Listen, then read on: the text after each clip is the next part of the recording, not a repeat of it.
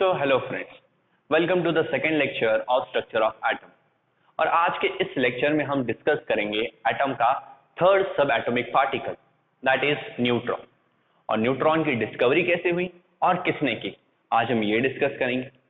After that हम atom से related कुछ जनरल टर्म्स को देखेंगे, जैसे एटॉमिक नंबर क्या होता है, एटॉमिक मास नंबर क्या होता है, और किसी भी एलिमेंट का न्यूक्लाइड कैसे राइट डाउन करते हैं, ये आज हम सीखेंगे। आफ्टर दैट हम 5 नए टर्म्स को सीखेंगे। उसमें से फर्स्ट टर्म है isotopes, then isobars, isotones, isoelectronic species and जो फिफ्थ टर्म है दैट इज आइसोडेवियर्स। और फ्रेंड्स, इन पांचों के मीनिंग तो काफी इजी है, बट इन्हें आप इग्नोर मत कीजिए बिकॉज इन पे भी क्वेश्चंस पूछे जा चुके हैं। ओके, तो ये पांचों टर्म्स हमारे लिए काफी ज्यादा इंपॉर्टेंट है। और उसके बाद हम देखेंगे Bohr's atomic model. But friends, Bohr's ने जो अपना एटॉमिक मॉडल बनाया है वो 2 थ्योरी के बेसिस पे बनाया है। तो बोर्स के एटॉमिक मॉडल को स्टडी करने से पहले हमें वो थ्योरीज पढ़नी पड़ेगी जिन थ्योरीज के बेसिस पे बोर्स का एटॉमिक मॉडल बना है। और वो थ्योरीज ये है कि पहली थ्योरी है कि लाइट एक इलेक्ट्रोमैग्नेटिक वेव है, सो हम वहां पे वेव के बारे में थोड़ा सा डिस्कशन करेंगे। और दूसरी थ्योरी है कि लाइट पार्टिकल से बनी है, सो लाइट का जो पार्टिकल नेचर होता है वो हम स्टडी करेंगे। सो इतनी सारी चीजें आज हम इस सेकंड लेक्चर में डिस्कस करने वाले हैं। फ्रेंड्स, और टाइम वेस्ट नहीं करते हैं, स्टार्ट करते हैं डिस्कवरी ऑफ न्यूट्रॉन। तो न्यूट्रॉन की जो डिस्कवरी थी वो की थी जेम्स कैडविक ने। किसने डिस्कवरी की? जेम्स कैडविक, या चैडविक भी इसे कहा जाता है। ओके, आप कैडविक या चैडविक दोनों बुला सकते हैं। सो जेम्स चैडविक वो थे जिन्होंने न्यूट्रॉन की डिस्कवरी की। ओके, अभी क्वेश्चन आता है कि इन्होंने न्यूट्रॉन की डिस्कवरी की कैसे, इन्हें कैसे पता चला कि एटम के अंदर न्यूट्रॉन्स भी होते हैं। सो इन्होंने भी कुछ अल्फा पार्टिकल के स्कैटरिंग वाला ही एक्सपेरिमेंट किया था। ओके, इनका एक्सपेरिमेंट और रदरफोर्ड वाला जो एक्सपेरिमेंट है वो दोनों ही थोड़े सिमिलर है। ओके, दोनों में ही यहाँ पे हमारे पास एक अल्फा पार्टिकल का सोर्स होता है। Yes, this is the alpha source, यानी इसमें से निकलेंगे बाहर अल्फा पार्टिकल। बट अभी जेम्स कैडविक ने क्या किया, इस अल्फा पार्टिकल के सोर्स के सामने एक गोल्ड फॉइल नहीं रखी, उसके बजाय रख दी एक बेरिलियम की शीट। उसके सामने क्या रख दी उन्होंने? एक बेरिलियम की शीट। बीई ये बेरिलियम का सिंबल होता है। तो एक बेरिलियम की शीट रख दी, और इस बेरिलियम की शीट के सामने और एक शीट रखी जो थी पैराफिन की। किसकी शीट थी? पैराफिन की। Now friends, paraffin is nothing just a fancy word for wax. Paraffin असल में कुछ नहीं होता है, जस्ट एक वैक्स के लिए ही अलग सा वर्ड हम यूज करते हैं, पैराफिन। और आगे जब मैं आपको अल्केन्स पढ़ाऊंगा तो अल्केन्स को भी हम पैराफिन ही बुलाते हैं, ये आपको वहां पे समझ में आ जाएगा। सो कुछ इस तरीके का apparatus था जेम्स कैडविक के एक्सपेरिमेंट। तो हुआ क्या उनके एक्सपेरिमेंट में कि यहाँ पे अल्फा सोर्स रखा है। सो इस अल्फा सोर्स से क्या निकलेंगे? Alpha particles. तो यहाँ से अल्फा पार्टिकल्स निकल रहे थे और वो अल्फा पार्टिकल्स इस बेरिलियम की शीट पे बम्बार्ड हो रहे थे या उससे टकरा रहे थे। ओके, नाउ जब ये अल्फा पार्टिकल तो याद होगा, लास्ट लेक्चर में ही सिखाया है। अल्फा पार्टिकल यानी हीलियम का न्यूक्लियस। क्या है? हीलियम का न्यूक्लियस, जिसमें 2 प्रोटॉन और 2 न्यूट्रॉन होते हैं। यस, जिसमें 2 प्रोटॉन और 2 न्यूट्रॉन होंगे। इन अल्फा पार्टिकल पे +2 का चार्ज होता है, और अल्फा पार्टिकल का जो वेट होता है वो 4 डाल्टन होता है या 4 AMU होता है। तो ये जो अल्फा पार्टिकल यहाँ से आ रहे हैं, ये अल्फा पार्टिकल जब इस बेरिलियम की शीट से टकराते हैं, कोलाइड होते हैं, तो यहाँ से और एक टाइप का रेडिएशन बाहर निकलता है। यहाँ से क्या हो रहा है? बेरिलियम की शीट से एक अननोन टाइप का रेडिएशन बाहर निकल रहा है, यानी ऐसा रेडिएशन जिसके बारे में हमें पता ही नहीं। एंड एज वेल एज ये जो रेडिएशन है, ये रेडिएशन कैसा है? This radiation is neutral. इस रेडिएशन के पास कोई चार्ज ही नहीं है, यानी जब अल्फा पार्टिकल बेरिलियम की शीट से टकराए तो जो रेडिएशन यहाँ से बाहर निकला वो एकदम न्यूट्रल था, यानी इसके पास ना पॉजिटिव चार्ज था ना ही नेगेटिव चार्ज था। और फिर ये रेडिएशन जब पैराफिन की शीट से टकराया, यानी वैक्स की शीट से टकराया, तो यहाँ से बाहर निकलने लगे प्रोटॉन्स। यहाँ से क्या बाहर निकलने लगे? यहाँ से बाहर निकलेंगे प्रोटॉन्स। और हमें कैसे पता चला कि यहाँ से प्रोटॉन बाहर निकल रहे हैं? सो जेम्स कैडविक ने क्या किया था कि यहाँ पे सामने एक प्रोटॉन डिटेक्टर लगाया था। यानी ऐसा एक डिवाइस होता है जो ये बता सकता है कि यहाँ पे प्रोटॉन प्रेजेंट है या नहीं। तो वो प्रोटॉन डिटेक्टर उन्होंने यहाँ पे ऐसे लगाया था। तो जब यहाँ से प्रोटॉन बाहर निकल रहे थे तो वो डिटेक्टर उन्हें डिटेक्ट कर लेता था और ये बता देता था कि यहाँ पे प्रोटॉन बाहर निकल रहे हैं। ओके, तो कुछ इस तरह से उनका एक्सपेरिमेंट हुआ। तो जेम्स कैडविक सोचने लगे कि ये जो न्यूट्रल रेडिएशन है, ओके, ये क्या है। तो सबसे पहले तो उन्हें लगा कि ये जो न्यूट्रल रेडिएशन है वो है गामा रेज। कौन सी रेज है? गामा रेज, यस, जिससे हल्क बना है, पता है ना आपको। तो गामा रेज है, बट ये गामा रेज नहीं हो सकती थी। इसका एक रीजन ये है कि अगर आप गामा रेज देखें तो गामा रेज बनती है छोटे छोटे पार्टिकल्स से, जिन्हें हम फोटॉन्स बुलाते हैं। अब फोटॉन्स क्या है ये मैं आगे एक्सप्लेन करूंगा। सो गामा रेज फोटॉन से बनती है और फोटॉन काफी छोटा पार्टिकल, यस, इतना सा एक पार्टिकल, उसे समझ लो एक छोटा सा स्टोन है, एकदम छोटा सा, ओके, पेबल है छोटा सा। और अगर आप इसके कंपैरिजन में प्रोटॉन देखें तो प्रोटॉन इतना बड़ा है। तो ये इतना छोटा सा पार्टिकल इस प्रोटॉन को बाहर निकाल सकता है क्या? ओके, मुझे बताओ, क्या इतना छोटा गामा रे का पार्टिकल इतने बड़े प्रोटॉन को बाहर निकाल सकता है? नहीं।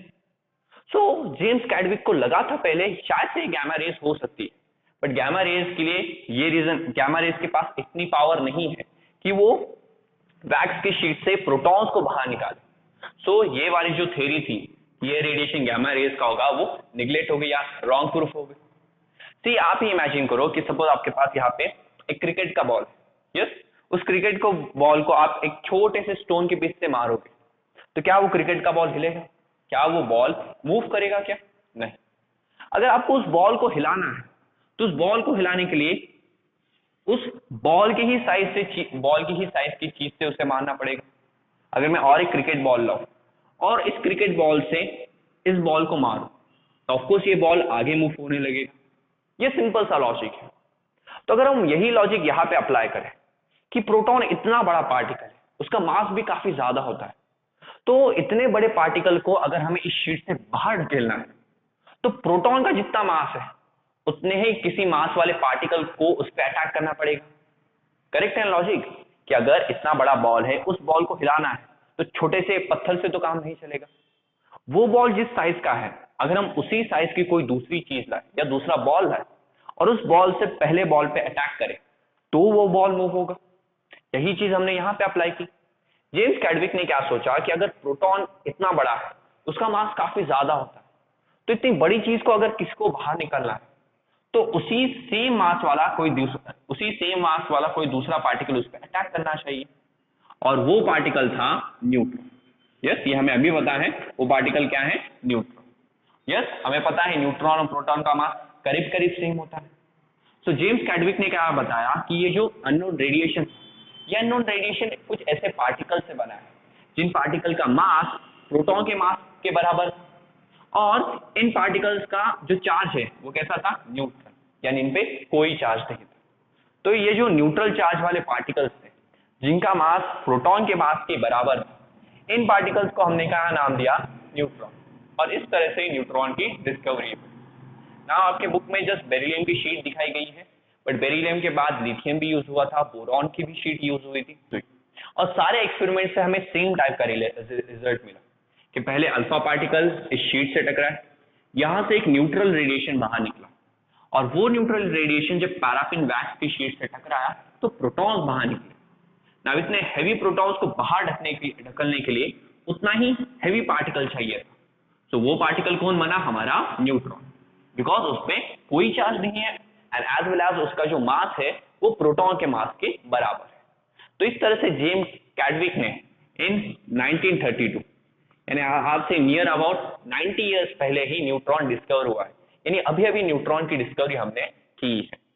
और इस न्यूट्रॉन की डिस्कवरी के बाद जो हमारा एटम का मॉडल है वो कुछ इस तरह बन गया कि जिस तरह रदरफोर्ड ने बताया था कि एटम में क्या होते हैं, इलेक्ट्रॉन्स होते हैं, जो इलेक्ट्रॉन न्यूक्लियस के अराउंड ऐसे गोल गोल घूमते रहते हैं।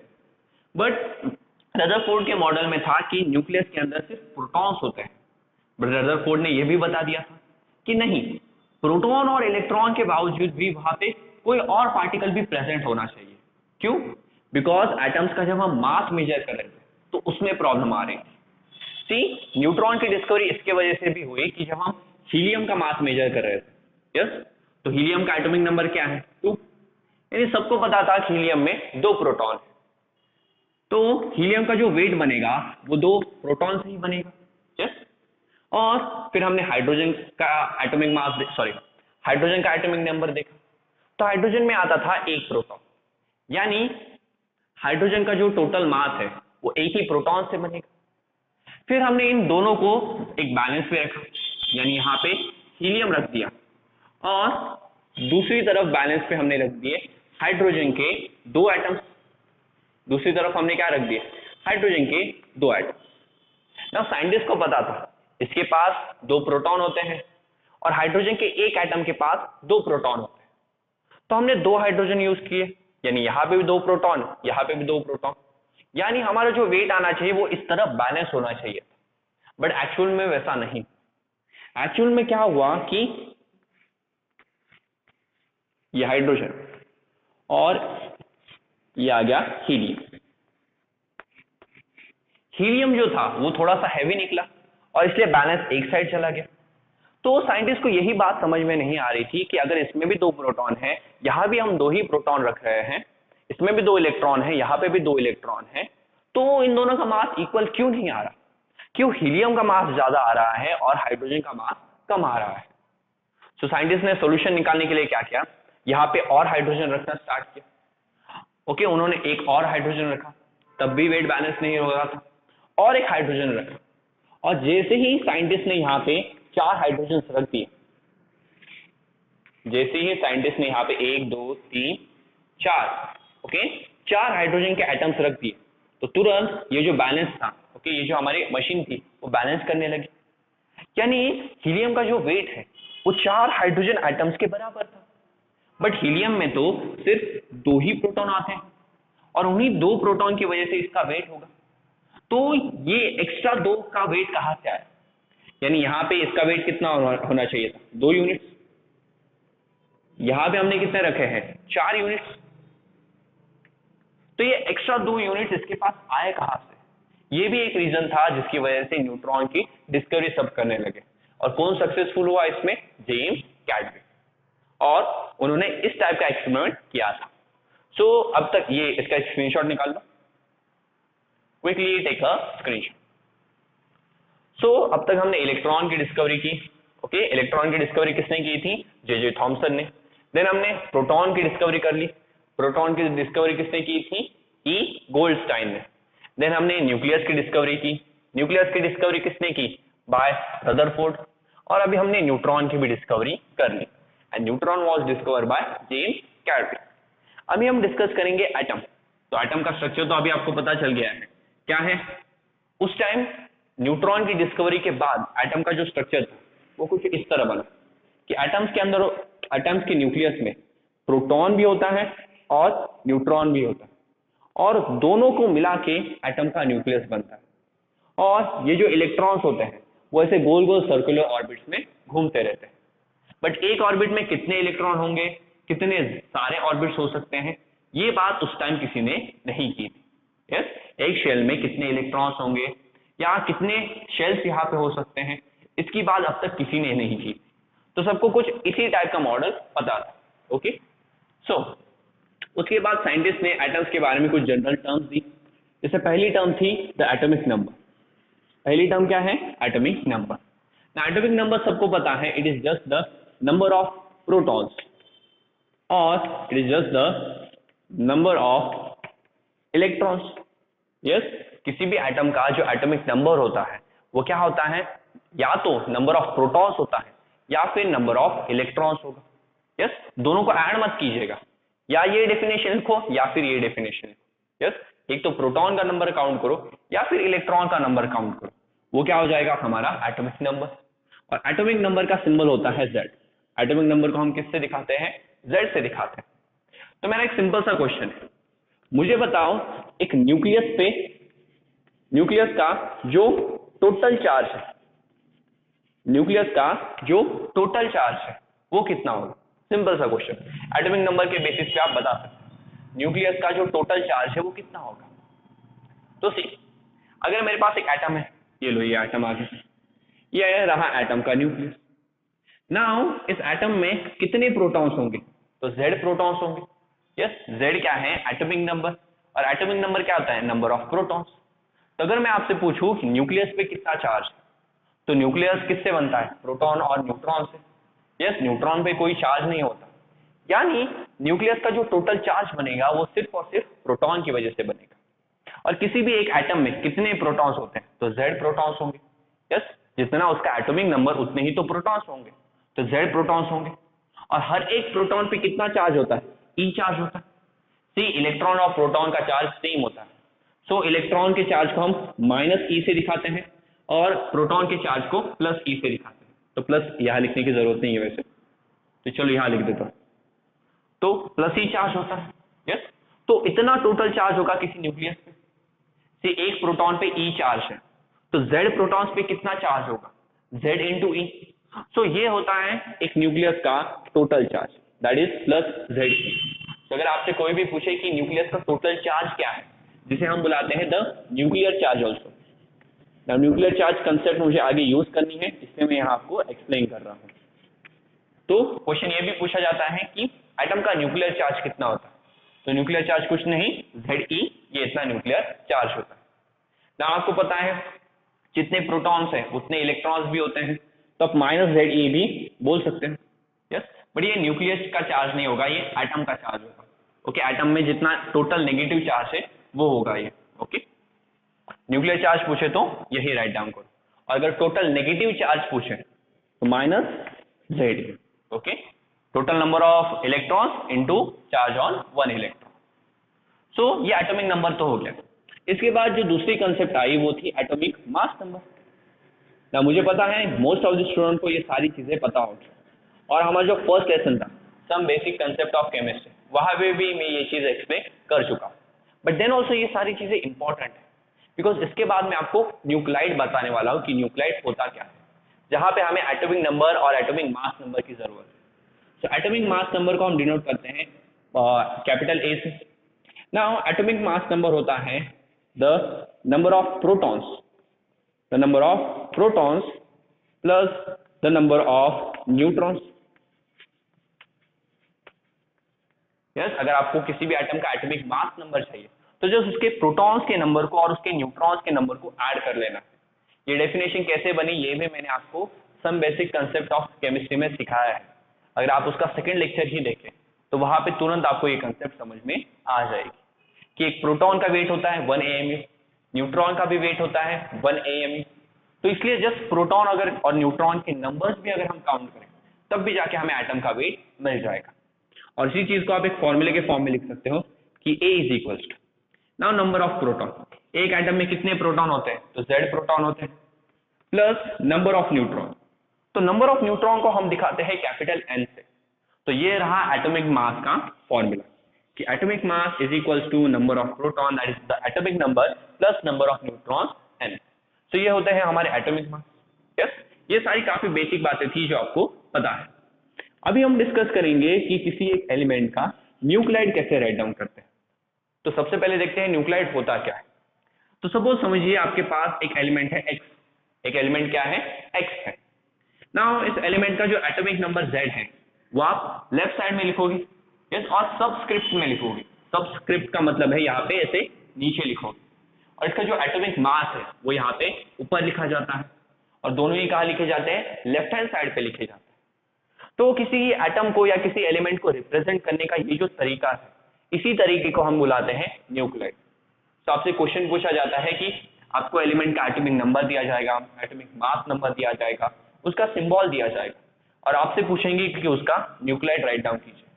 तो अगर हम हाइड्रोजन का लिखें तो हाइड्रोजन का तो एटॉमिक नंबर 1 होता है, एटॉमिक मास नंबर भी क्या होगा? 1। तो ये हाइड्रोजन का न्यूक्लाइड। हीलियम का कैसा होगा? ये आ गया हीलियम का सिंबल He। हीलियम का एटॉमिक नंबर 2 और एटॉमिक मास 4। लिथियम का कैसे होगा? ये लिथियम का सिंबल, ये उसका एटॉमिक नंबर 3 और एटॉमिक मास कितना होता है? 7। देन बेरिलियम, बेरिलियम का एटॉमिक नंबर 4 और एटॉमिक मास नंबर कितना होता है? 9। देन बोरॉन, बोरॉन का atomic number 5 and atomic mass number 11। Carbon 6, 12। और इसी तरह आप जो पहले 20 एलिमेंट्स हैं उनके न्यूक्लियोटाइड्स राइट डाउन कर सकते हैं। अब पहले 20 एलिमेंट्स का न्यूक्लियोटाइड इसलिए इंपॉर्टेंट है बिकॉज उससे उसकी मदद से आपको पहले 20 एलिमेंट्स याद हो जाएंगे, उन सबके एटॉमिक नंबर्स याद हो जाएंगे, एंड सबसे इंपॉर्टेंट उन सबके एटॉमिक मासेज जो हैं वो भी याद हो जाएंगे। सो ये न्यूक्लियोटाइड एक्सप्लेन करने के लिए आपको ये दोनों चीजें काफी इंपॉर्टेंट थी। तो अगर आपसे कभी भी न्यूक्लियोटाइड पूछा जाए तो कुछ इस तरह से आप लिख सकते हैं। याद रखो हमेशा एटॉमिक नंबर और atomic mass number left side पे होने चाहिए, राइट साइड पे मत लिख देना। चलो हो गया, इसका एक स्क्रीनशॉट निकाल लो। ओके थोड़ा सा रिवाइंड करो और रिवाइंड करके इसका एक स्क्रीनशॉट निकाल लिया ना। अभी जैसे कि मैंने आपको बताया था कि आज हम 5 नए टर्म्स सीखने वाले हैं। कौन कौन से टर्म्स थे वो? Isotopes, isobars, isotones, isoelectronic species and last term क्या थी? आइसोडेपियर। तो चलो स्टार्ट करते हैं पहले टर्म से, दैट इज आइसोटोप्स। नाउ सबको आइसोटोप्स तो पता ही है, बट अगर मैं आइसोटोप्स के बारे में एक क्वेश्चन पूछूं जो एमसीक्यू हमेशा पूछा जाता है वो ये है कि आइसोटोप्स में कौन सी प्रॉपर्टी सेम होती है, फिजिकल प्रॉपर्टी या केमिकल प्रॉपर्टी? तो मोस्ट ऑफ द स्टूडेंट को इसका आंसर नहीं पता होगा। यही एक काफी फेमस एमसीक्यू है जो आइसोटोप्स पे हमेशा पूछा जाता है कि इन isotopes the physical properties are same और the chemical properties are same. तो उनमें से कौन सी प्रॉपर्टी सेम होती है? तो चलो देखते हैं पहले आइसोटोप्स होते क्या है।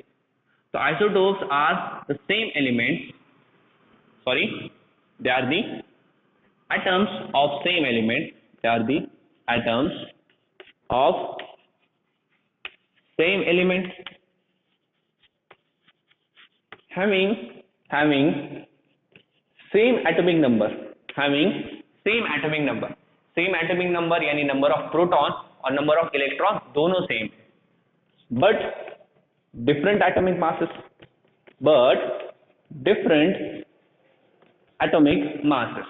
तो ये होते हैं आइसोटोप्स।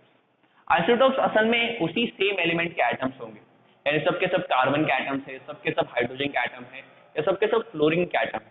तो जो हमारा एलिमेंट होता है वो तो सेम होता है, बट उन एटम्स का जो एटॉमिक नंबर है वो भी सेम।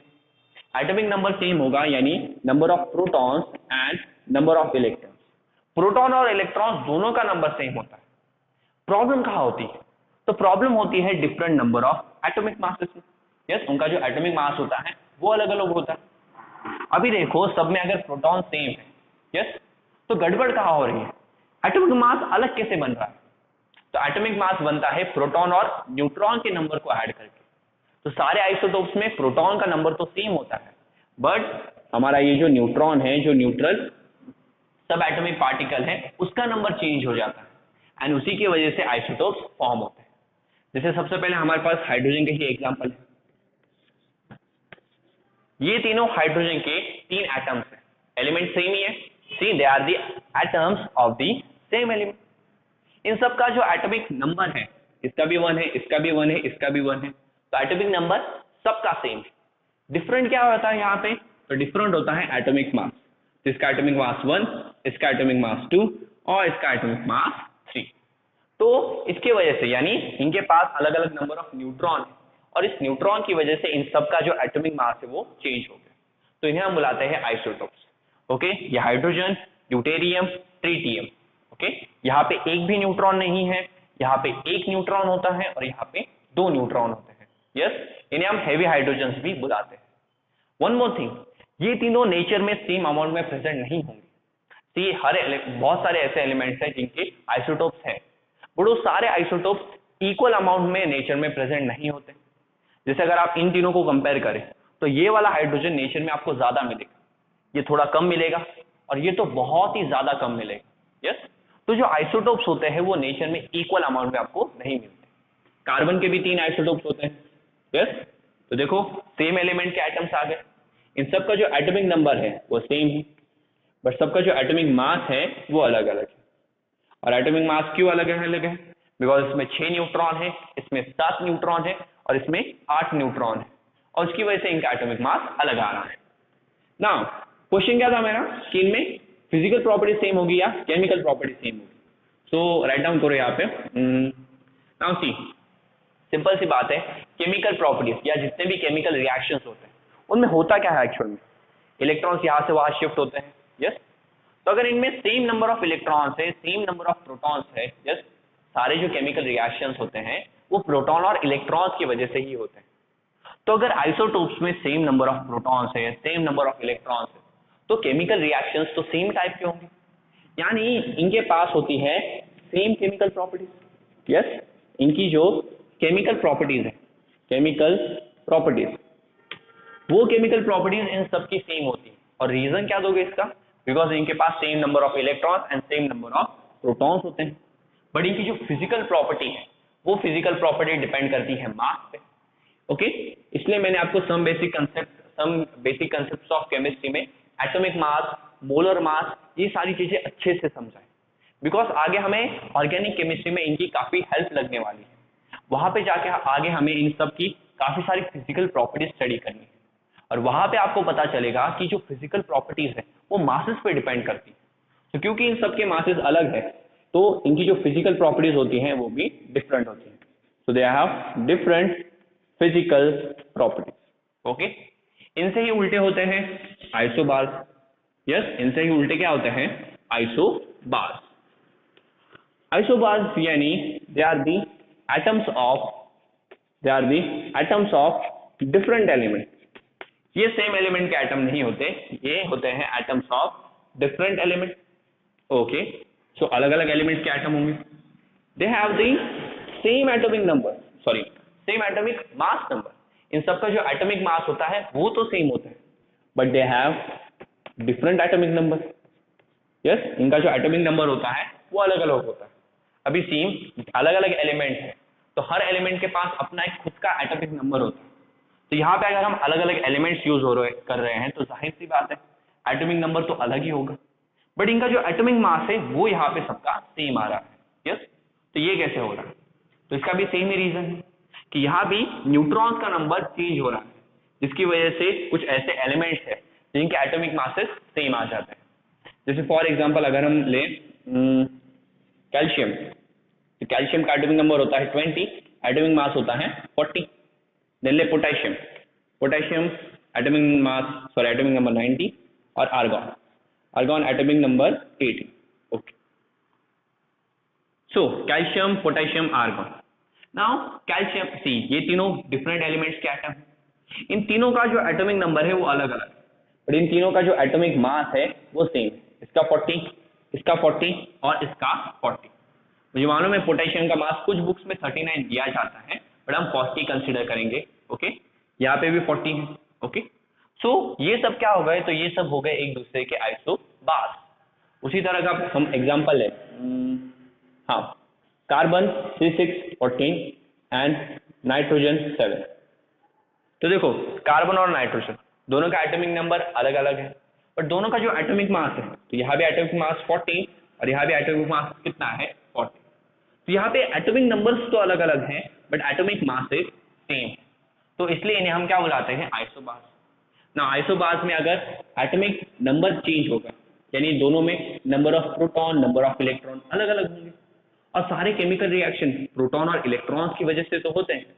तो अगर प्रोटॉन और इलेक्ट्रॉन का नंबर बदल दोगे तो इनकी जो केमिकल प्रॉपर्टी होगी वो भी क्या हो जाएगी? चेंज हो जाएगी।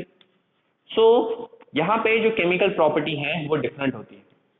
सी स्टूडेंट्स क्या करते हैं, इसे रट्टा मार लेते हैं, यस, कि आइसोटोप्स में ये होता है, आइसोबार्स में ये होता है। ऐसा नहीं करना है, समझो ऐसा क्यों हो रहा है। केमिकल प्रॉपर्टीज डिपेंड करती है प्रोटॉन और इलेक्ट्रॉन पे, बिकॉज जितने भी रिएक्शंस आगे आप स्टडी करोगे वो प्रोटॉन और इलेक्ट्रॉन ही कंट्रोल कर रहे हैं। यस, जब भी बॉन्ड बनेगा इलेक्ट्रॉन की वजह से बॉन्ड बनता है। यस, तो इसलिए केमिकल प्रॉपर्टीज इन पे डिपेंड करती है, और फिजिकल प्रॉपर्टी डिपेंड करेगी मास पे। यस, क्योंकि यहाँ पे मास सेम है, तो इनकी जो फिजिकल प्रॉपर्टी है वो कैसी होगी? सेम होती है। यस, इन सब की जो फिजिकल प्रॉपर्टी है वो सेम होती है। सो दिस आर आइसोटोप्स, और ये क्या है? आइसोबार्स। तो सबसे पहले इन दोनों चीजों का स्क्रीनशॉट निकाल लीजिए। निकाल लिया आपने इनका screenshot? Okay, so let me raise this. So isotopes हो गए, आइसोबार्स हो गए। अभी बात करते हैं आइसोटोन्स की। किसकी बात करेंगे? आइसोटोन्स की। तो आइसोटोन्स कुछ नहीं होते हैं, they are just the atoms with same number of neutron. Yes, ये ऐसे एटम्स होते हैं जिनके पास सेम नंबर ऑफ न्यूट्रॉन्स होंगे। जैसे कि फॉर एग्जांपल अगर हम ले ले कार्बन 6 12 एंड बोरॉन 5 11। ओके, तो हमारे पास बोरॉन है और कार्बन है। बोरॉन का एटॉमिक नंबर 5 है और एटॉमिक मास 11।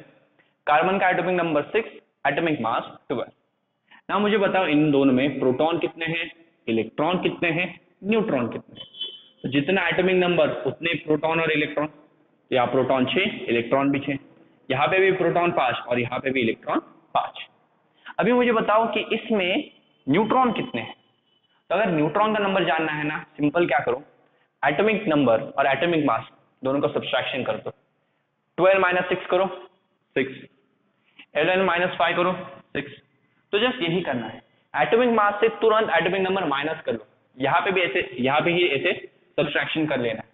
तुरंत आपका जो आंसर आएगा उससे आपको पता चल जाएगा कि उस एटम के पास या उस एलिमेंट के पास कितने नंबर ऑफ न्यूट्रॉन्स हैं। दोनों के पास अगर आप देखें तो 6 न्यूट्रॉन है।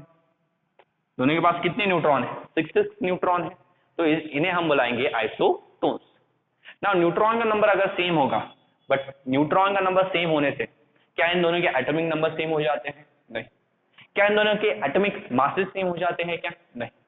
सो न्यूट्रॉन का सेम होने से ना ही एटॉमिक नंबर सेम हो रहा है, ना ही एटॉमिक मास नंबर सेम हो रहा है। इसलिए जो आइसोटोप्स होते हैं उनकी केमिकल प्रॉपर्टीज, सॉरी आइसोटोन्स होते हैं, उनकी केमिकल प्रॉपर्टीज भी अलग होती हैं और फिजिकल प्रॉपर्टीज भी अलग होती हैं। तो यहाँ पे they have both different physical and chemical properties. Okay, they have both, that is different physical and chemical properties, because यहाँ पे कुछ भी सेम नहीं है। तो जब कुछ भी सेम नहीं होगा तो दोनों प्रॉपर्टीज भी सेम नहीं होगी, वो भी अलग अलग होगी। सो आइसोटोप समझ गए, सॉरी आइसोटोन्स, टोप्स आ रहे हैं। Okay, isotones. ना फोर्थ टर्म देखो, फोर्थ है iso electronic species. Iso electronic species. Now आपको लग रहा होगा सर स्पीशी वर्ड तो बायो में आता है, यहाँ पे हमने कैसे डाल दिया। सो केमिस्ट्री में भी स्पीशी वर्ड यूज होता है। हाँ, ये याद रखो, बिकॉज केमिस्ट्री में आगे हम जैसे जैसे हम आगे जाएंगे तो जनरली हम स्पीशी वर्ड यूज करने लगेंगे। स्पीशी का मतलब होता है हमारे पास आयंस हो सकते हैं। यस, तो आयंस के लिए हम जनरली स्पीशी वर्ड यूज करते हैं, या किसी भी टाइप का कोई कंपाउंड है, एलिमेंट है, इन सब के लिए एक जनरल वर्ड होता है स्पीशी। यस, तो एटम्स, आयंस, इन सब की जगह हम स्पीशी ऐसा वर्ड भी केमिस्ट्री में यूज करते हैं। सो स्पीशी का मतलब क्या है, आयन हो सकता है, वो एक एटम भी हो सकता है, वो एक कंपाउंड भी हो सकता है, कुछ भी हो सकता है। Yes, so that is species. So iso electronic species. Iso का मतलब होता है सेम, यस, और इलेक्ट्रॉनिक का मतलब होता है electron. So they have the same number of electron. Iso electronic species यानी जिनके पास सेम नंबर ऑफ इलेक्ट्रॉन्स होते हैं। सर अगर हम देखें तो जितने भी एटम्स हैं सबका एटॉमिक नंबर अलग अलग है, और एटॉमिक नंबर होता क्या है, नंबर ऑफ इलेक्ट्रॉन्स। यानी सर किसी का भी नंबर ऑफ इलेक्ट्रॉन सेम होता ही नहीं है, बिकॉज सबके एटॉमिक नंबर अलग अलग है। हर एक एलिमेंट का जो एटॉमिक नंबर होता है वो अलग है, और एटॉमिक नंबर होता क्या है, नंबर ऑफ इलेक्ट्रॉन्स। तो ऐसे कोई एटम ही नहीं है या ऐसा कोई एलिमेंट ही नहीं है जिसमें number of electron same. But मैंने यहाँ पे क्या बोला है कि स्पीशीज क्या होते हैं, एटम, एलिमेंट, मॉलिक्यूल या कंपाउंड। यस, तो एटम्स तो हो गए, बट आयंस में तो इलेक्ट्रॉन सेम हो सकते हैं। जैसे अगर आप देखें सोडियम, तो सोडियम का एटॉमिक नंबर होता है 11, यानी इसमें कितने प्रोटॉन्स, सॉरी कितने इलेक्ट्रॉन्स है, 11। यस, अभी 11 इलेक्ट्रॉन्स है तो एक इलेक्ट्रॉन निकाल दो। एक इलेक्ट्रॉन जैसे निकाल दोगे तो उस इलेक्ट्रॉन की वजह से इस पे कितना चार्ज आएगा, 10 चार्ज। बिकॉज देखो इसके पास 11 इलेक्ट्रॉन है और 11 प्रोटॉन है। आप 11 इलेक्ट्रॉन में से एक इलेक्ट्रॉन निकाल रहे हो तो इलेक्ट्रॉन कितने हो गए, 10, बट प्रोटॉन अभी भी 11 ही है, तो प्लस चार्ज तो एक से ज्यादा ही है, इसलिए इस पे अभी क्या आ जाएगा, एक प्लस चार्ज। तो ये बन गया एक सोडियम का आयन जिसके पास कितने इलेक्ट्रॉन्स हैं, 10 इलेक्ट्रॉन्स। फिर एक दूसरा एग्जांपल लो, फ्लोरीन। फ्लोरीन का एटॉमिक नंबर होता है 9, यानी इसके पास कितने इलेक्ट्रॉन्स हैं, तो 9 इलेक्ट्रॉन्स है और 9 प्रोटॉन्स। अभी हमने क्या किया, जो सोडियम से इलेक्ट्रॉन निकाला था वही हमने दे दिया फ्लोरीन को, तो फ्लोरीन के पास एक और इलेक्ट्रॉन आ गया है, तो 9 + 1 हो गए हैं 10, तो उसके पास अभी कितने इलेक्ट्रॉन्स आ गए, 10 इलेक्ट्रॉन्स। तो अगर आप फ्लोरीन का इलेक्ट्रॉन और नेगेटिव और पॉजिटिव चार्ज कंपेयर करें तो इलेक्ट्रॉन तो बढ़ गए हैं, प्रोटॉन अभी भी 9 ही है।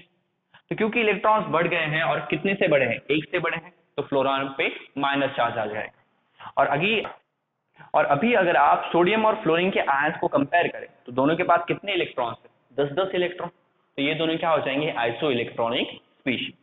उसी तरह अगर आप कार्बन डाइऑक्साइड गैस और डाई नाइट्रोजन ऑक्साइड, ओके, इसे हम क्या बुलाते हैं, डाई नाइट्रोजन ऑक्साइड, डाई का मतलब दो, सो डाई नाइट्रोजन ऑक्साइड, ये दोनों भी क्या है, कंपाउंड है या कंपाउंड के मॉलिक्यूल है, तो ये भी आइसो इलेक्ट्रॉनिक है। कैसे, बिकॉज अगर आप यहाँ पे total number of electrons count करें तो एक कार्बन है, एक कार्बन के पास कितने इलेक्ट्रॉन्स होते हैं, सॉरी कितने इलेक्ट्रॉन्स होंगे, 6, एक कार्बन है, कितने इलेक्ट्रॉन्स होंगे, 6, 2 ऑक्सीजन है, एक ऑक्सीजन एटम का एटॉमिक नंबर होता है 8, तो उसके पास 8 इलेक्ट्रॉन, 2 ऑक्सीजन है तो टोटल इलेक्ट्रॉन कितने हो जाएंगे, 16, और 16 + 6 कितना होता है, 22। फिर N2O देखिए, नाइट्रोजन, नाइट्रोजन का एटॉमिक नंबर होता है 7, तो उसके पास कितने इलेक्ट्रॉन, 7, बट यहाँ पे 2 नाइट्रोजन है तो 7 + 7, यस, और एक ऑक्सीजन, एक ऑक्सीजन के पास कितने इलेक्ट्रॉन्स होते हैं, तो 8 होते हैं।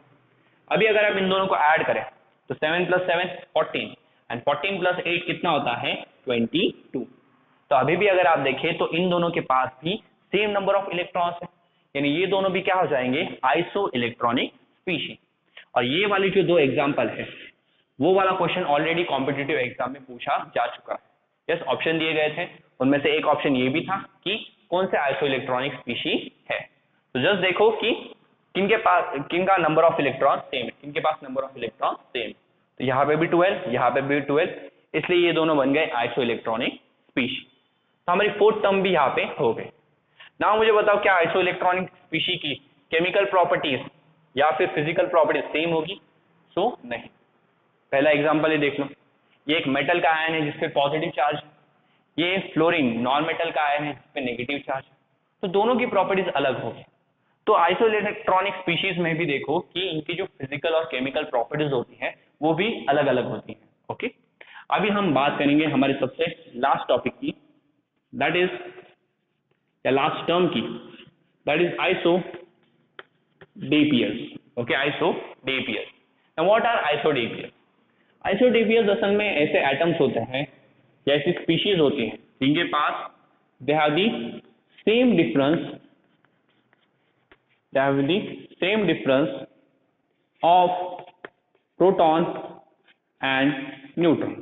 यस, ऐसे स्पीशीज होते हैं, यानी ऐसे एटम्स या ऐसे आयंस या ऐसे मॉलिक्यूल्स होंगे जिनमें प्रोटॉन और न्यूट्रॉन का जो डिफरेंस है वो डिफरेंस सेम होता है। यानी अगर प्रोटॉन कितने होते हैं, Z यानी कि एटॉमिक नंबर, और एटॉमिक नंबर क्या होता है, नंबर ऑफ प्रोटॉन। तो नंबर ऑफ प्रोटॉन को अगर आप नंबर ऑफ न्यूट्रॉन से माइनस करें, ओके, और आपका जो आंसर आ रहा है वो 2 एलिमेंट्स का या 2 एटम्स का या 2 आयंस का सेम आ रहा है, सो वैसे एटम्स को आप आइसोडेपियर्स बुलाओगे। जैसे कि फॉर एग्जांपल हम ले ले बेरिलियम, और अगर मैं ले लूं सोडियम, सॉरी बेरिलियम बोला मैं, इट इज बोरॉन। बोरॉन का एटॉमिक नंबर 5 होता है, एटॉमिक मास नंबर 11, सोडियम का atomic number 11 and atomic mass number 23। सो मुझे बताओ कि बोरॉन के पास कितने प्रोटॉन्स हैं, तो इसके पास होंगे 5 प्रोटॉन। ये मॉड में लिखो, मॉड में यानी इन दोनों का सब्ट्रैक्शन करके आंसर कुछ भी है वो आंसर आपको पॉजिटिव में ही लिखना है। आंसर किस में लिखना है, पॉजिटिव ही लिखना है, चाहे अंदर वैल्यू नेगेटिव आ जाए बट बाहर पॉजिटिव वैल्यू ही लिखनी है। सो एटॉमिक नंबर कितना है, 5, यानी नंबर ऑफ प्रोटॉन तो 5 होता है। यहाँ पे एटॉमिक नंबर कितना है, 11, सो नंबर ऑफ प्रोटॉन तो 11 होंगे। नंबर ऑफ न्यूट्रॉन कितने हैं, तो नंबर ऑफ न्यूट्रॉन को फाइंड करने की ट्रिक क्या है, एटॉमिक मास में से एटॉमिक नंबर माइनस करो, 11 में से 5 माइनस करोगे आंसर आएगा 6, 23 में से 11 माइनस करोगे आंसर आएगा 12, करेक्ट, दोनों को माइनस करो तो 5 में से 6 माइनस करोगे आंसर -1 आएगा। यस, इन 6 - 5 ही आपको करना है, आंसर 1 आएगा। और साइन ऑफ ग्रेटर नंबर तो -1। बट मैंने क्या बताया है, ये मॉड है, मॉड के अंदर कुछ भी आंसर आए बाहर आके वो पॉजिटिव ही होता है। तो यहाँ पे हमारा आंसर आ गया 1। यहाँ पे 11 में से 12 माइनस करो, आंसर क्या आएगा वापस से -1। बट ये मॉड में लिखा है तो बाहर जो भी वैल्यू आएगी वो पॉजिटिव ही होगी। तो यहाँ पे भी आंसर क्या आएगा 1। तो यहाँ पे अगर आप देखें इन दोनों एलिमेंट्स के केस में या इन दोनों एटम्स के केस में जो प्रोटॉन और इलेक्ट्रॉन के बीच का डिफरेंस है, डिफरेंस यानी सब्सट्रैक्शन, तो प्रोटॉन और न्यूट्रॉन के नंबर्स के बीच का जो डिफरेंस है वो दोनों में सेम है। इसलिए हम क्या बुलाएंगे कि ये दोनों कैसे हैं, दे आर दी आइसोडी पेयर। दोनों कैसे हैं, आइसोडी पेयर। और जरूर नहीं हमेशा डिफरेंस की कुछ वैल्यू हो, कभी कभी डिफरेंस की कुछ वैल्यू भी नहीं होती। जैसे अगर आप देखें ये इरेज करता हूं मैं, इतना हो गया ना आपका। फॉर एग्जांपल अगर मैं यहाँ पे लिख दूं कार्बन C6H12, यहाँ पे लिखो ऑक्सीजन 816। ओके, नाउ इसके पास कितने प्रोटॉन्स हैं, तो जितना एटॉमिक नंबर उतने प्रोटॉन। इसका एटॉमिक नंबर 8, तो प्रोटॉन्स कितने होंगे, जितना एटॉमिक नंबर उतने protons, minus the number of neutrons, minus the number of neutron. तो न्यूट्रॉन कितने हैं इसके पास, 12 माइनस 6 दैट इज 6। इसके पास कितने न्यूट्रॉन है, तो एटॉमिक मास माइनस से एटॉमिक नंबर, तो 16 माइनस 8 करो, आंसर कितना आएगा 8। तो यहाँ पे भी 0, यहाँ पे भी 0। तो यहाँ अगर आप देखें तो इन दोनों एटम्स में प्रोटॉन का नंबर और न्यूट्रॉन का नंबर दोनों सेम था। इसलिए जब हमने प्रोटॉन और न्यूट्रॉन का डिफरेंस निकाला वो डिफरेंस कितना आया, 0। बट अभी भी अगर आप नोटिस करें तो प्रोटॉन और न्यूट्रॉन का जो डिफरेंस है वो सेम ही है। तो ये भी क्या हो जाएंगे, दे आर ऑल्सो आइसोडी पेयर। तो आइसोडी पेयर के लिए ये कंडीशन बिल्कुल नहीं है कि यहाँ पे कोई वैल्यू चाहिए, ओके हमेशा 1 2 ऐसे कोई नंबर्स आने चाहिए। 0 भी आया देन ऑल्सो ओके, ओके 0 के केस में भी वो आइसोडी पेयर ही होते हैं। और ये वाले जो दो एग्जांपल हैं वो भी ऑलरेडी कॉम्पिटिटिव एग्जाम में पूछे जा चुके हैं। यस, आइसोडी पेयर्स वाला ही क्वेश्चन पूछा गया था और उसमें से ये एक ऑप्शन है। तो स्टूडेंट्स को क्या लगता है कि यहाँ पे डिफरेंस 1 2 ऐसे नंबर्स आने चाहिए, ऐसा कुछ नहीं है। कंडीशन है कि डिफरेंस सेम आना चाहिए, वैल्यू कुछ भी हो 1 2 3 4 5, इतनी बड़ी तो वैल्यू नहीं आएगी, 1 2 या 0 इतनी ही वैल्यूज आ सकती है। Okay, so this are called as isodiaphers. तो मैंने बताया था कि हम आज नई 5 टर्म्स सीखने वाले हैं। जो 5 टर्म्स लगती तो काफी इजी है, इसलिए कई बार स्टूडेंट्स उन्हें इग्नोर कर देते हैं, बट इन्हीं 5 टर्म्स में कई बार क्वेश्चंस पूछे जाते हैं। और मैं बता चुका हूं कि आइसो इलेक्ट्रॉनिक स्पीशीज और आइसोडी पेयर्स इन पे तो ऑलरेडी क्वेश्चन पूछे जा चुके हैं, तो इन्हें अच्छे से रिवाइज कीजिए। और आइसोटोप्स और आइसोबार्स दोनों में कब फिजिकल प्रॉपर्टी सेम है, कब केमिकल प्रॉपर्टी सेम है, इसे कैसे याद रखना है या इसके पीछे का रीजन क्या है, ये भी मैं आपको बता चुका हूं। सो इसका एक स्क्रीनशॉट निकाल लीजिए, quickly take a screenshot. Okay, now इसके बाद हम डिस्कस करने वाले थे बोर का एटॉमिक मॉडल। ओके, क्या डिस्कस करने वाले थे, बोर्स एटॉमिक मॉडल। और अगर हम बोर्स एटॉमिक मॉडल की बात करें तो वो काफी सक्सेसफुल मॉडल था। Okay, it was a very successful model because उसके बेसिस पे सी मैंने बताया था रदरफोर्ड का मॉडल क्यों फेल हुआ, बिकॉज रदरफोर्ड ये नहीं बता पा रहा था कि एटम स्टेबल कैसे है। बिकॉज रदरफोर्ड ने जो मॉडल बनाया उसके अकॉर्डिंग तो एटम्स कभी बनना ही नहीं चाहे था, बट प्रैक्टिकल लाइफ में एटम्स होते हैं, हम सबको पता है। तो रदरफोर्ड इसकी वजह से फेल हुआ। सेकेंड रीजन था रदरफोर्ड के फेल होने का कि वो एटम्स का लाइन स्पेक्ट्रम नहीं बता पाए कि एटम्स लाइन स्पेक्ट्रम कैसे बताते हैं। कि अब तक हमने जो स्पेक्ट्रम देखा है उसमें सातों के सातों कलर एकदम क्लियरली दिखाई पड़ते हैं, एटम के केस में वैसा नहीं। एटम के केस में 7 के 7 कलर्स नहीं दिखेंगे, कुछ ही कलर्स दिखते हैं और इसलिए उसे लाइन स्पेक्ट्रम कहा गया है। यानी ये स्पेक्ट्रम की स्ट्रिप, और इसमें यहाँ पे कुछ कलर दिखेंगे, यहाँ पे कुछ कलर दिखेंगे, यहाँ पे कुछ कलर दिखेंगे, यहाँ पे कुछ कलर दिखेंगे, ये जैसे कि ये वॉयलेट, ये ब्लू, ये ऑरेंज, ये रेड। तो जस्ट 4 कलर दिखेंगे सपोज, बाकी बीच के कलर वहां पे दिखाई नहीं देते। इसलिए स्पेक्ट्रम को कैसे कहा जाता है, लाइन स्पेक्ट्रम, बिकॉज ऐसा पूरा बैंड भी नहीं बनेगा। वॉयलेट की जस्ट एक छोटी सी लाइन, ब्लू की एक छोटी सी लाइन, ऑरेंज की एक लाइन, रेड की एक लाइन, तो इसी लाइंस दिखाई देती हैं, इसलिए इसे लाइन स्पेक्ट्रम कहा जाता है। यस, बट कभी कभी क्या होता है, बड़े बड़े बैंड भी आ जाते हैं, जैसे वॉयलेट का एकदम बड़ा बैंड, ब्लू का छोटा, वापस से ऑरेंज का एक बड़ा बैंड और रेड का एक छोटा बैंड। तो इसलिए इसे लाइन स्पेक्ट्रम के साथ डिस्क्रीट स्पेक्ट्रम भी कहा जाता है। डिस्क्रीट का मतलब जो कंटिन्यूअस नहीं है, बीच में टूट जाता है। तो ये भी देखो बीच में टूट गया, बीच में देखो कितने सारे गैप्स हैं। यस, अगर आपको लाइन स्पेक्ट्रम को अच्छे से इमेजिन करना है ना, इमेजिन करो बार कोड। बार कोड देखा है आपने? यस, हर चीज के पीछे होता है, ऐसा लगा होगा, और ऐसा ऐसी नंबर ऑफ बहुत सारी लाइंस होती है, और नीचे यहाँ पे कुछ ऐसे नंबर्स लिखे होंगे। तो वो जो बार कोड है ना, वही होता है लाइन स्पेक्ट्रम। यस, जस्ट वहां पे सिर्फ दो ही कलर होते हैं, ब्लैक और व्हाइट। व्हाइट कलर की जगह आप ऐसे नंबर ऑफ कलर इमेजिन कर सकते हो, और बीच में क्या, ब्लैंक स्पेसेस। तो उसी तरीके का हमारा लाइन स्पेक्ट्रम होता है। बट तो इसलिए बोर का जो एटॉमिक मॉडल था वो काफी फेमस था। बट बोर का जो एटॉमिक मॉडल था वो उन्होंने दो थ्योरी के बेसिस पे बनाया था। पहली थ्योरी क्या थी कि लाइट एक इलेक्ट्रोमैग्नेटिक वेव है, और दूसरी थ्योरी क्या थी कि लाइट पार्टिकल भी है। यस, इन दो थ्योरीज को मिला के उन्होंने अपना मॉडल बनाया था। तो पहले हमें उन दो थ्योरीज को सीखना है, और उसके बाद हम बोर के एटॉमिक मॉडल को डिस्कस करेंगे। ओके, तो चलो डिस्कस करते हैं लाइट। तो अभी मुझे बताओ लाइट है क्या? यस, लाइट क्या है? एक वेव है। यस, हम अब तक जानते हैं कि लाइट कैसे ट्रैवल करती है। Light travels in a straight line, और हम लाइट को अब तक कंसीडर करते हैं लाइट क्या है? एक वेव है। ओके, नाउ साइंटिस्ट ने क्या किया? कुछ साइंटिस्ट स्टडी कर रहे थे एटम्स के ऊपर, कुछ साइंटिस्ट इस वक्त हमारा बना रहे थे पीरियोडिक टेबल, और कुछ साइंटिस्ट लाइट के ऊपर डिस्कशन कर रहे थे, और कुछ साइंटिस्ट इलेक्ट्रोमैग्नेटिज्म के ऊपर डिस्कस कर रहे थे। यस, तो इसे काफी सारे साइंस के एक्सपेरिमेंट्स 19th और 18th सेंचुरी में चालू थे। नाउ जब साइंटिस्ट ने लाइट के ऊपर एक्सपेरिमेंट करना स्टार्ट किया, तो लाइट में सबसे पहले हमें दिखाया इंटरफेरेंस एंड डिफ्रैक्शन। क्या शो किया? Interference and diffraction. Now interference और डिफ्रैक्शन क्या है? ये दोनों आप 12th स्टैंडर्ड में सीखने वाले हैं, और ये काफी अच्छे इफेक्ट हैं। मतलब आपको ये काफी इंटरेस्टिंग टॉपिक लगेगा। यस, अगर आपने सीडी देखी, आपको सीडी पता है ना, म्यूजिक वाली सीढ़ियां, सीढ़ी का बैक देखो, एकदम शाइन करते रहता है। वो जो शाइनिंग है ना, वो इंटरफेरेंस की वजह से होती है। यस, और डिफ्रैक्शन अभी आपने डेली लाइफ में देखा ही होगा, बट फिर भी आपको नहीं पता होगा, बट 12th स्टैंडर्ड में आपको ये दोनों चीजें समझ में आ जाएगी। तो इंटरफेरेंस, सॉरी स्पेलिंग रॉन्ग होगी इंटरफेरेंस की, इंटरफेरेंस, हाँ, इंटरफेरेंस एंड डिफ्रैक्शन शो कर रही है ना। इंटरफेरेंस और डिफ्रैक्शन ऐसे इफेक्ट्स हैं जो सिर्फ वेव दिखा सकते हैं, बाकी कोई चीज दिखा नहीं सकती।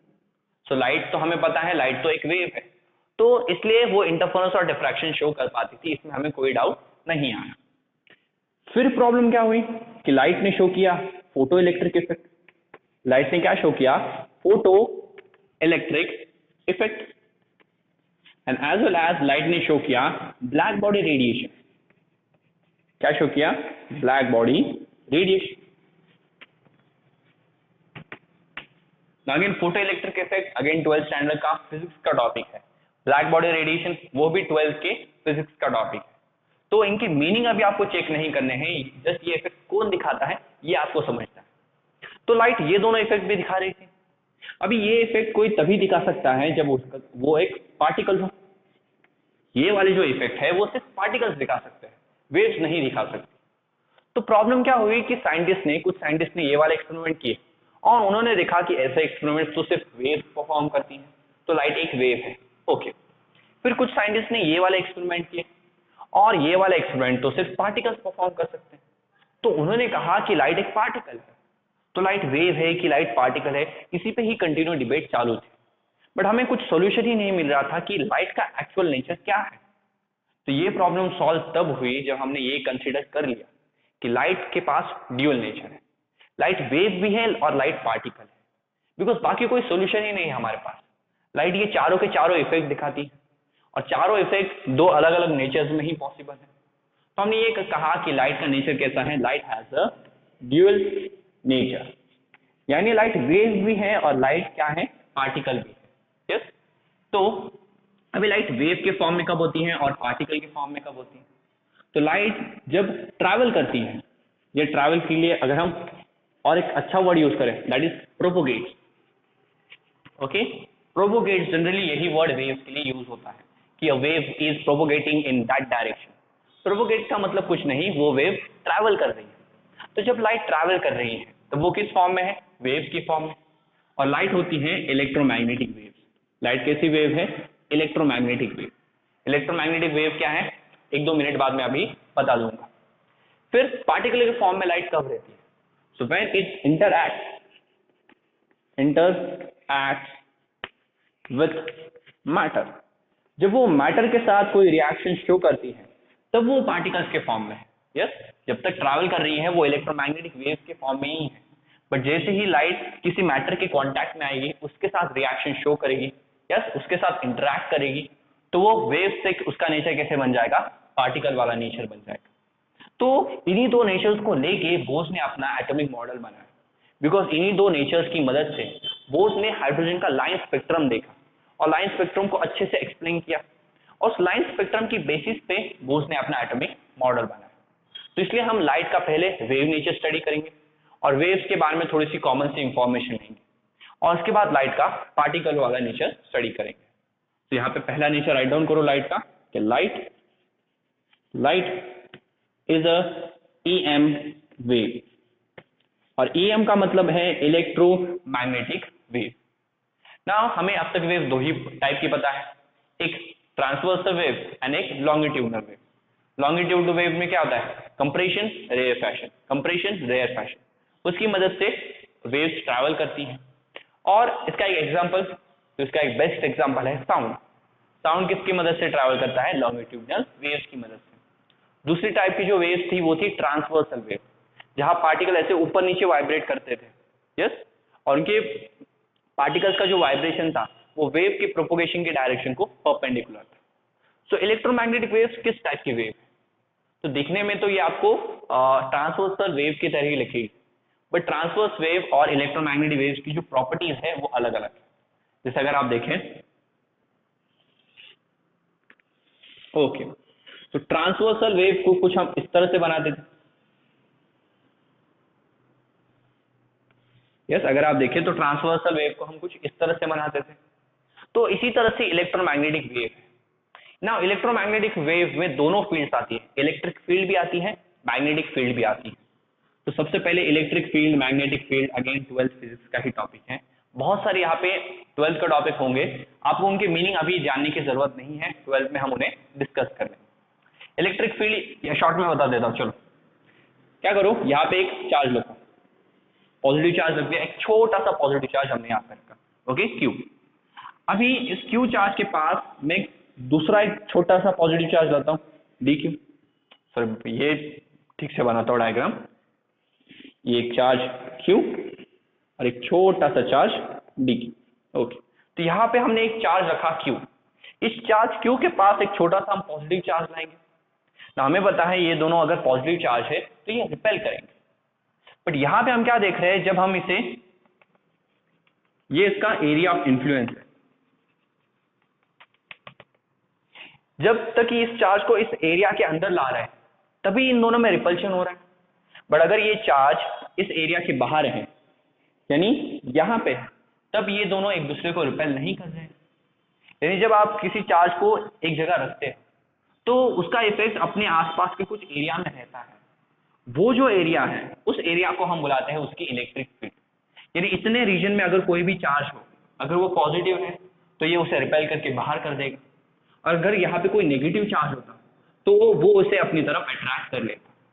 तो जितनी जगह में वो हमारा चार्ज इफेक्टिवली काम करता है वो जगह होती है इलेक्ट्रिक फील्ड। और 12th स्टैंडर्ड में इसका और प्रॉपर मीनिंग मिलेगा, और प्रॉपरली आप इसका इक्वेशन सॉल्व कर पाओगे, ओके। तो फिलहाल रफली इसका एक ऐसा मीनिंग समझ लो।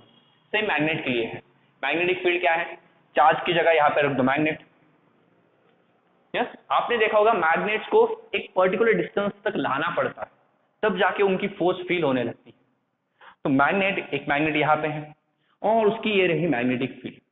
जब तक किसी मैग्नेट को यहाँ तक नहीं लाओगे तब तक वो उन दोनों में अट्रैक्शन नहीं होगा, यस। जैसे मैग्नेट को यहाँ पे रखो तुरंत दोनों एक दूसरे की तरफ अट्रैक्ट करने लगेंगे, यस। बट अगर कोई मैग्नेट इस फील्ड के बाहर है यहाँ पे, तब ये दोनों अट्रैक्ट नहीं हो। यानी चार्जेस और मैग्नेट एक पर्टिकुलर रीजन तक ही अपना इफेक्ट शो करते हैं, और उनका जो एरिया ऑफ इन्फ्लुएंस, इसे बुलाते हैं एरिया ऑफ इन्फ्लुएंस, यानी जहां तक आप काम कर सकते हो, जितने फील्ड तक आपका एरिया है, यस, तो आपका घर का एरिया जो होता है, यस, उस घर के एरिया में आप कुछ भी कर सकते हो, वैसे ये है, ये इस एरिया में कुछ भी कर सकता है, तो ये क्या हो गई इसकी इलेक्ट्रिक फील्ड। तो ये कुछ बेसिक से मीनिंग है इलेक्ट्रिक फील्ड के और मैग्नेटिक फील्ड के। ओके, 12th स्टैंडर्ड में मैं बता रहा हूँ, इसे आप और भी डिटेल में सीखने वाले हो, सो डोंट वरी। सो ये जो इलेक्ट्रिक फील्ड है, तो ये रही इलेक्ट्रिक फील्ड वाली वेव, ये क्या है हमारी इलेक्ट्रिक फील्ड वाली वेव है, तो इसे ऐसे में शो करता। इसके बाद आती है मैग्नेटिक फील्ड वाली वेव। अभी मैग्नेटिक फील्ड वाली वेव काफी इंटरेस्टिंग है, वो ऐसे आ रही है बोर्ड के बाहर यहां तक, फिर बोर्ड के अंदर, फिर बोर्ड से बाहर, फिर वापस से बोर्ड के अंदर। यानी अगर मैं आपको दिखाऊं तो वो कुछ इस तरह दिख रही है, बोर्ड के बाहर, बोर्ड के अंदर, अगेन बोर्ड से बाहर, अगेन बोर्ड से अंदर। यस, तो ये वाली जो फील्ड है इसे हम बुलाते हैं द मैग्नेटिक फील्ड। मैंने दिखाई ऐसी है, बट ये एक्चुअल में ऐसे बोर्ड के बाहर आ रही है, वापस से बोर्ड के अंदर जा रही है, बोर्ड के बाहर आ रही है, वापस से बोर्ड के अंदर जा रही है। अगर आप चेक करें तो दोनों में कितने डिग्रीज का एंगल बन रहा है, तो दोनों में 90 डिग्रीज का एंगल है। यस, ये इलेक्ट्रिक फील्ड वाली वेव ऐसे जा रही है, मैग्नेटिक फील्ड वाली वेव ऐसे जा रही है, तो दोनों के बीच का एंगल कितना बन रहा है, 90 डिग्री। तो हमेशा याद रखो इलेक्ट्रोमैग्नेटिक वेव्स में इलेक्ट्रिक फील्ड और मैग्नेटिक फील्ड जो होती है वो एक दूसरे को परपेंडिकुलर होती है, यानी 90 डिग्रीज पे होती है। एज वेल एज इन दोनों की जो डायरेक्शन है वो वेव की प्रोपोगेशन की डायरेक्शन को भी परपेंडिकुलर है। किसे परपेंडिकुलर है, वेव के प्रोपोगेशन की डायरेक्शन। यानी ये जो लाइट है वो इस डायरेक्शन में जा रही है, इस डायरेक्शन में प्रोपोगेट कर रही है, तो इलेक्ट्रिक फील्ड कैसी है, ऐसी है, वेव जा रही है इस डायरेक्शन में, इलेक्ट्रिक फील्ड ऐसे है, तो देखो एंगल कितना बन रहा है, 90 डिग्री। मैग्नेटिक फील्ड कैसे आ रही है, ऐसे बोर्ड के बाहर आ रही है, यस, बोर्ड के बाहर आ रही है, तो उसके और इस लाइन के बीच एंगल कितना रहेगा, 90 डिग्री। इमेजिन करना है ऐसा एक्स वाई जेड एक्सिस की तरह इमेजिन करो कि एक्स एक्सिस की डायरेक्शन में वेव ट्रैवल कर रही है, वाई एक्सिस पे हमारी इलेक्ट्रिक फील्ड है और जेड एक्सिस के अलोंग हमारी मैग्नेटिक फील्ड है। अभी आपको ये तो पता ही है कि ये तीनों एक्सिस एक दूसरे के साथ 90 डिग्री का एंगल बनाती है, तो वही यहाँ पे हो रहा है। सो लाइट अगर आप देखो तो कुछ इस टाइप की वेव है, लग रही है आपको ये ट्रांसवर्सल है, दिखने में थोड़ी सी ट्रांसवर्सल जैसी है, बट एक्चुअली ये ट्रांसवर्सल वेव नहीं है, it is a electromagnetic wave. और इलेक्ट्रोमैग्नेटिक वेव की एक स्पेशल बात है कि इसे मीडियम रिक्वायर्ड नहीं है, यानी ये बिना मीडियम के भी ट्रैवल कर सकती है। सो इससे आपको इस क्वेश्चन का भी आंसर मिल गया कि किस तरह लाइट से सन से लाइट अर्थ तक आती है, बिकॉज बीच में स्पेस है, स्पेस में क्या कोई मटेरियल है क्या, नहीं, स्पेस में पूरा वैक्यूम है, तो अगर वहां पे कोई मीडियम ही नहीं है तो लाइट सन से अर्थ तक आती कैसे है, तो क्योंकि लाइट एक इलेक्ट्रोमैग्नेटिक वेव है और इलेक्ट्रोमैग्नेटिक वेव को मीडियम की जरूरत नहीं है, इसलिए लाइट सन से डायरेक्टली अर्थ तक पहुंच सकती है, बीच में वहां पे मीडियम प्रेजेंट हो या ना हो, देन ऑल्सो। ओके, सो ये है हमारे इलेक्ट्रोमैग्नेटिक वेव। ना वेव्स के बारे में कुछ इंपॉर्टेंट कंसेप्ट है जैसे कि वेवलेंथ, एम्पलीट्यूड, वो सारी कंसेप्ट, तो उन्हें अभी हम डिस्कस करते हैं। Let me raise this. Electromagnetic wave भी आपको समझ में आ गई होगी।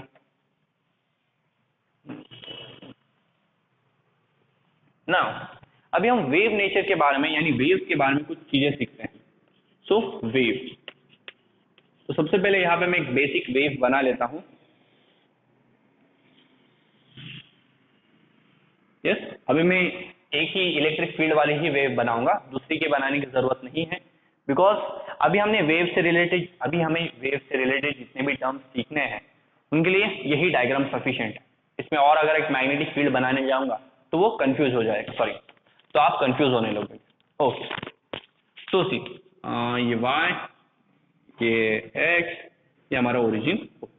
ओके, नाउ सबसे पहली टर्म जो यहाँ पे हमें यूज करनी है वो है वेवलेंथ, कि एक वेव की वेवलेंथ कितनी होती है। So what is wavelength? तो wavelength is the length of one wave. Yes, एक वेव की जो लेंथ होती है दैट इज वेवलेंथ, और वेवलेंथ का जो सिंबल है वो है लैम्डा। ओके, लैम्डा अगेन एक ग्रीक अल्फाबेट है, सो दिस इज लैम्डा, और ये होता है वेवलेंथ का सिंबल।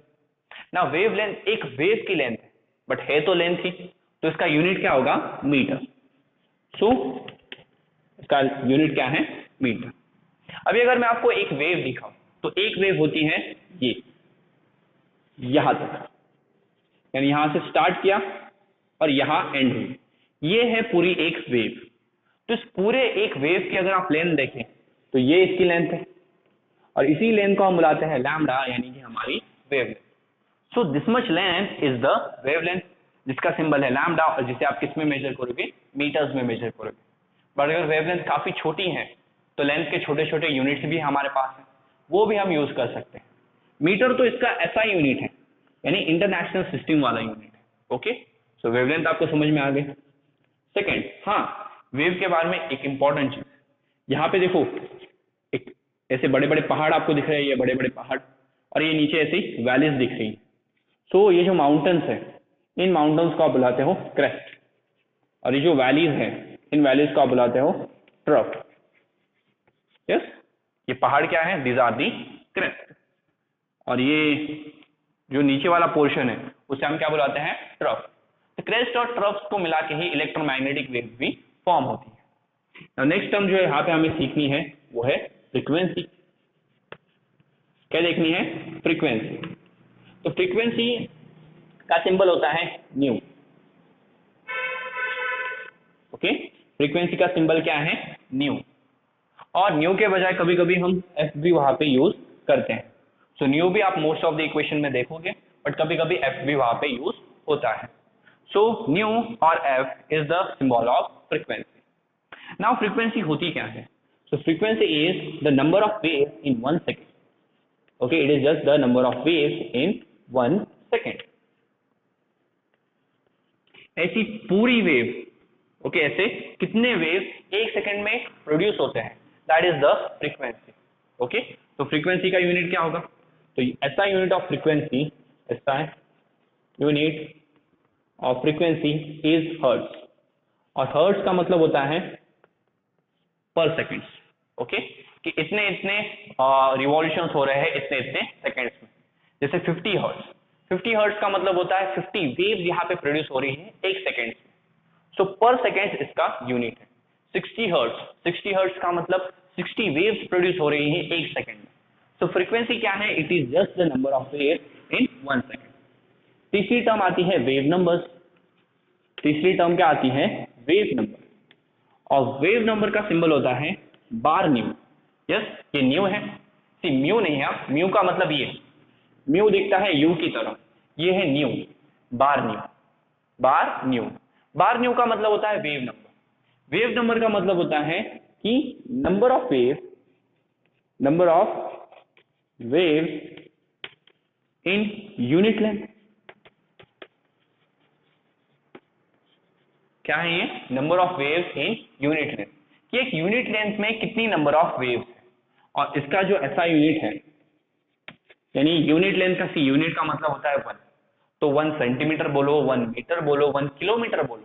ओके, तो इन सब में कितनी नंबर ऑफ वेव्स होगी, वही क्या होता है, wave number. But generally wave number का जो यूनिट होता है वो होता है पर मीटर, यानी एक मीटर में कितनी नंबर ऑफ वेव्स बन सकती हैं, दैट इज वेव नंबर। और वेव नंबर को कैलकुलेट करना भी काफी इजी है। Wave number that is bar nu is equals to 1 upon lambda, यानी उस वेव की जो वेवलेंथ है, उस वेवलेंथ को 1 से डिवाइड, सॉरी 1 को उस वेवलेंथ से डिवाइड कर दो, तुरंत आपको समझ में आ जाएगा कि एक मीटर में कितनी नंबर ऑफ वेव्स वहां पे फॉर्म हो रही है, और आप उस वेव का वेव नंबर बता दोगे। So this is wave number. Fourth term हमारे पास जो है वो है एम्पलीट्यूड। क्या है, एम्पलीट्यूड। सो एम्पलीट्यूड होती है, it is the height of crest. Crest कितना ऊपर जा सकता है, क्रेस्ट की हाइट क्या है, तो वो हाइट होती है एम्पलीट्यूड, एंड एम्पलीट्यूड को हम दिखाते हैं कैपिटल ए से। ओके, बुक में शायद से स्मॉल ए से दिखाया है, but generally capital A he use होता है। तो ये जो हाइट है इसे हम बुलाते हैं एम्पलीट्यूड। ना आप क्रेस्ट की हाइट ले सकते हो या ट्रफ की हाइट ले सकते हो, दोनों ही हाइट सेम होती है, हमेशा याद रखो, क्रेस्ट की हाइट और ट्रफ की हाइट दोनों हाइट सेम। तो एम्पलीट्यूड इसे बोलो या इसे बोलो, दोनों ही एम्पलीट्यूड ही होंगे। सो हाइट ऑफ क्रेस्ट या हाइट ऑफ ट्रफ, ये क्या होता है हमारा एम्पलीट्यूड। तो ये 4 टर्म्स तो हमारी बुक्स में दी गई। एक और एक टर्म्स आप यहाँ पे राइट डाउन कर सकते हो, दैट इज टाइम पीरियड। क्या राइट डाउन कर सकते हो, टाइम पीरियड। टाइम पीरियड का सिंबल होता है टी, और क्योंकि ये टाइम है तो टाइम का ऐसा यूनिट क्या होगा, सेकेंड्स, तो इसका भी जो ऐसा यूनिट है वो क्या है, सेकेंड। तो टाइम पीरियड होता क्या है, time period is the time for one wave कि ये जो इतनी वन वेव है उसे बनने के लिए कितना टाइम लगा है, वही टाइम पीरियड क्या होता है, वही टाइम क्या होता है, the time period. So it is just the time for one wave. एक वेव को बनने के लिए जो टाइम लगता है उसी टाइम को हम टाइम पीरियड बुलाते हैं और उसका ऐसा यूनिट क्या है, सेकंड. तो ये कुछ जनरल चीजें हैं जो आपको वेव के बारे में पता होनी चाहिए. तो यहाँ पे हमने लाइट का वेव नेचर डिस्कस कर लिया. और लाइट अगर वेव है तो लाइट के पास इतनी सारी चीजें होनी चाहिए कि लाइट के पास एक वेवलेंथ होनी चाहिए, उसकी एक फ्रीक्वेंसी होनी चाहिए, उसका एक वेव नंबर होना चाहिए, लाइट की वेव का एम्पलीट्यूड होना चाहिए और उसका टाइम पीरियड भी होना चाहिए. अब फिलहाल तो हमें लाइट के इतने सारे वैल्यूज की कोई जरूरत नहीं है, हमें जस्ट लाइट की फ्रीक्वेंसी की जरूरत पड़ेगी जो हम आगे अभी यूज करने वाले हैं. तो ये तो हो गया लाइट का पहला नेचर, दैट इज वेव वाला नेचर, जो लाइट कब शो करती है, जब लाइट ट्रैवल कर रही है. अभी देखते हैं लाइट का दूसरा नेचर जो कि है पार्टिकल वाला नेचर. तो पार्टिकल वाले नेचर के बारे में इतनी इंफॉर्मेशन तो हमें नहीं लेनी है, बिकॉज उतनी इंफॉर्मेशन अभी हमारे लिए इंपॉर्टेंट नहीं है. बट लाइट का जो पार्टिकल वाला नेचर है वो आपको इंपॉर्टेंट होगा 12th में, तब आप पार्टिकल वाले इफेक्ट समझोगे वहां पे. तो वहां पे पार्टिकल नेचर लाइट का डिटेल में स्टडी करना है आपको. Okay, that also in physics. Chemistry में पार्टिकल नेचर इतना ज्यादा नहीं है. तो next nature that is light is a particle. Okay, so ये थ्योरी बनाई थी मैक्स प्लांक ने. ओके, मैक्स प्लांक ने. ना मैक्स प्लांक ने ब्लैक बॉडी रेडिएशन को एक्सप्लेन करने के लिए ये बोला कि light particle. So Max Planck ने क्या बोला कि ये जो लाइट है ये लाइट ट्रैवल करती है in packets of energy, packets of energy. Yes, light किस में ट्रैवल करती है, पैकेट्स ऑफ एनर्जी. और इन पैकेट्स ऑफ एनर्जी को हमने क्या बुलाया, फोटॉन्स. यस, ये जो पैकेट्स ऑफ एनर्जी थे वो किससे बनते थे, फोटॉन से बनते थे, या उन्हें हम फोटॉन्स बुलाते थे, या उन्हें हम बुलाते हैं क्वांटम. यस, तो लाइट क्या है, पैकेट्स ऑफ एनर्जी से. ओके, एक एक पैकेट के फॉर्म में वो एनर्जी बाहर निकालती है और उन्हीं एनर्जी के पैकेट्स को हम क्या बुलाते हैं, फोटॉन्स या क्वांटा. तो फोटॉन्स और क्वांटा असल में ये पार्टिकल्स ही, बट ये कैसे पार्टिकल्स है, दे आर मासलेस पार्टिकल. इनका जो रेस्ट मास है वो बिल्कुल जीरो होता है. सी, ये ऐसे पार्टिकल्स है जो लाइट की स्पीड पे ट्रैवल करते हैं. और न्यूटन का हमें इक्वेशन पता है, E is equals to mc square. Yes, कि अगर कोई मास लाइट की स्पीड से ट्रैवल करेगा तो वो एनर्जी में कन्वर्ट हो जाता है. फोटॉन तो ऑलरेडी लाइट की स्पीड से ही ट्रैवल कर रहे हैं, उनका जितना भी मास था वो ऑलरेडी एनर्जी में वहां से कन्वर्ट हो चुका है, तो इसलिए ये मासलेस होते हैं. ओके, इनके पास कोई मास नहीं होगा. अंडरस्टूड. सो फोटॉन के फॉर्म में लाइट ट्रैवल करती है और हर फोटॉन की जो एनर्जी होती है वो फिक्स्ड होती है. यानी हमारे पास पूरी लाइट है, बट उस पूरे लाइट को हमने इक्वल नंबर ऑफ छोटे छोटे पार्टिकल्स में डिवाइड कर दिया और हर छोटे पार्टिकल के पास यानी हर छोटे फोटॉन के पास इक्वल एनर्जी. तो इक्वल एनर्जी वाले छोटे छोटे पार्टिकल्स ट्रैवल करते हैं और लाइट को लेके जाते हैं. तो क्वेश्चन आता है फोटॉन के पास एनर्जी कितनी होती है. तो मैक्स प्लांक ने ही बताया कि फोटॉन की जो एनर्जी होती है वो डिपेंड करती हैं एम्पलीट्यूड पे नहीं, बल्कि डिपेंड करती हैं लाइट के फ्रीक्वेंसी पे. और फोटॉन की एनर्जी बन गई एच न्यू. क्या बन गई, एच न्यू. जहां पे एच होता है द प्लांक्स कांस्टेंट. एच का है यहाँ पे प्लांक्स कांस्टेंट. और म्यू तो मैं आपको ऑलरेडी अभी भी बता चुका हूँ, म्यू है हमारी फ्रीक्वेंसी. बट इस बार ये किसकी फ्रीक्वेंसी है, so this is the frequency of light. तो अगर आपको कभी भी फोटॉन की एनर्जी चाहिए तो क्या करना है, उस वक्त लाइट की जो फ्रीक्वेंसी है उसे मैक्स प्लांक के प्लांक कांस्टेंट से मल्टीप्लाई कर दो. आपको पता चल जाएगा कि वो जो लाइट वेव वहां से जा रही है उसके फोटॉन्स में कितनी एनर्जी है. और लाइट का मतलब यहाँ पे अलग अलग कलर की लाइट होगी तो सबकी अलग अलग फ्रीक्वेंसी भी सबकी अलग अलग होगी. ओके, और क्योंकि लाइट एक इलेक्ट्रोमैग्नेटिक वेव है तो बाकी इलेक्ट्रोमैग्नेटिक वेव्स के लिए भी आप ये वाला फॉर्मूला यूज कर सकते हो. ओके, नाउ प्लांक्स कांस्टेंट है तो उस कांस्टेंट की वैल्यू कितनी है, वैल्यू है 6.636 into 10⁻⁻34 joules second. This is the value of Planck's constant. Now ये कांस्टेंट्स हैं और कांस्टेंट्स की वैल्यू आपको हमेशा याद रखनी पड़ती है, बिकॉज आगे हमें कई सारे न्यूमेरिकल सॉल्व करने हैं केमिस्ट्री में जहां में प्लांक कांस्टेंट की वैल्यू यूज होने वाली है। फिजिकल केमिस्ट्री में बहुत इसका यूज हम करने वाले हैं। So this is the particle nature of light कि लाइट एनर्जी के पैकेट्स में ट्रैवल करती है। उन पैकेट्स को हम फोटॉन्स या क्वांटा बुलाते हैं। ये सब के सब कैसे हैं, मासलेस हैं और लाइट की स्पीड पे ट्रैवल करते हैं। इन सब की स्पीड क्या है, c, and speed of light that is 3 × 10⁸ meters per second. किसी को अगर बोलना है 2 पॉइंट समथिंग सॉरी 29 ऐसी कोई स्पीड है तो पता है वो एक्यूरेट वैल्यू है, बट उसे कैलकुलेशन में तो हम यूज नहीं कर सकते। कैलकुलेशन में यही वैल्यू यूज कर सकते हैं, that is 3 × 10⁸ meters per second. Then photon की एनर्जी निकालनी है तो E is equals to H × mu, जहां पे H है प्लांक कांस्टेंट और न्यू है the frequency of light. So this was all about light dual nature.